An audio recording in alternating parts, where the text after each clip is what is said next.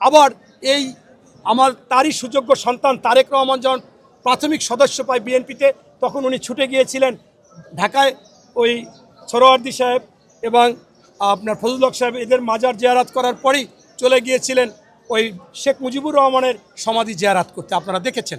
এবং আপনারা স্পষ্টভাবে দেখেছেন যে এই যে জিয়ার আদর্শে, খালেদা জিয়ার আদর্শে এই তারেক রহমান রাষ্ট্র পরিচালিত করবে এবং তার চেয়েও আরও ভালো কিছু করবে, তাহলে ওই কবরে বসে আপনার এই দুইজন শান্তি পাবে।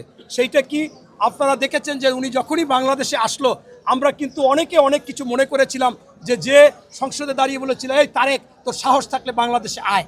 আবার কেউ বলেছিল ও পালাইছে তো পালাইছে আর আসবে না। তার মাকে নিয়েও অনেকে ষড়যন্ত্র কথা বলেছে, ফেসবুকে দিয়েছে, বলেছিল যে উনি যে জীবিত আছে একটু ভিডিও করে দেখান। এই যে কটূক্তি করার পরেও তারেক রহমান বাংলাদেশে আইসেই আমরা যা মনে করেছিলাম তার কিছুই না। উনি প্রথমে নেমেই মাটিতে জুতোটা খুলেই মাটি স্পর্শ করলো।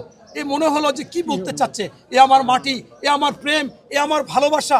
এবং সেখান থেকে জনস্রোত ঠেলতে ঠেলতে 4.5 ঘন্টা পর মঞ্চে আসলো, এসেই আল্লাহর প্রতি শ্রদ্ধা জানালেন এবং স্মরণ করলেন।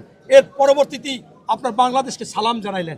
এরপর আপনার স্বাধীনতা যুদ্ধে যারা শহীদ হয়েছে এবং এই জুলাই যুদ্ধে যারা শহীদ এবং আহত হয়েছে হাদির প্রতি, আলেম ওলামাদের প্রতি শ্রদ্ধা জানালেন। এরপরই উনি বললেন আই হ্যাভ এ প্ল্যান। এরপর উনি আপনার এই হযরত মুহাম্মদ সাল্লাল্লাহু আলাইহি সাল্লামের কথা বললেন, মানে অর্থাৎ মদিনা সনদ এবং আলেম ওলামাদেরকে নিয়ে এটা করবেন রাষ্ট্র পরিচালনা। সেই ক্ষেত্রে স্পষ্টভাবে প্রমাণিত হয় যে উনি কাউকে কিছু বলে নাই, মোনাজাত আকারে বলল হে আল্লাহ আমাদেরকে আপনি ঐক্য করুন এবং আপনি যদি চান এই দেশ উন্নত হবে, সকলে কাজ করার সুযোগ পাবে। এই বিষয়গুলো যে বলল, এইটাই হচ্ছে মূলত আমাদের শহীদ প্রেসিডেন্ট জিয়াউর রহমানের আদর্শ এবং খালেদা জিয়ার আদর্শ।